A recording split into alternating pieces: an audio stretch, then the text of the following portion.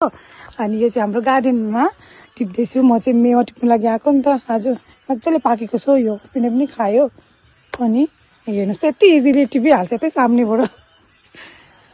यस्तो छ यहाँ पनि पाकेको छ यो चाहिँ भोलि खानुपर्छ हो यो छ यो चाहिँ आज खाने डेली खानुपर्छ कि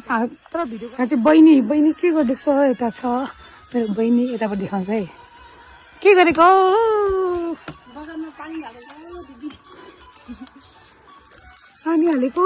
हजुर जहिले गाना बजाउँछ गाना बिना चाहिँ के त्यो काम गर्नु सक्दैन जहिले पनि भाडा दिँदा हो जे गर्दा पनि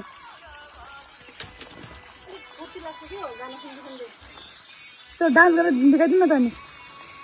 हजुर के रोपेको छ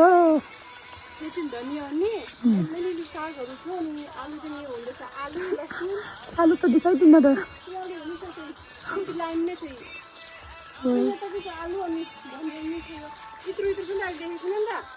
नाचेर देखाउन नाच्न